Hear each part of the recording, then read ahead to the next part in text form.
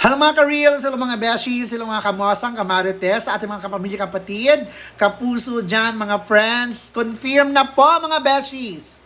Break na ang Katniel. Nag-post na si Catherine si Kat sa kanyang Instagram account at andito, naka-green screen sa atin. At hahayaan kayo basahin ang kanyang post para alam ko naman kasi yung iba walang Instagram account. So, please, basahin nyo ang kanyang sobra ako na medyo nasaktan din ako kasi I'm a Katniel fans pero I respect Catherine yung decision nila ni DJ and ito mga beshies basahin nyo na.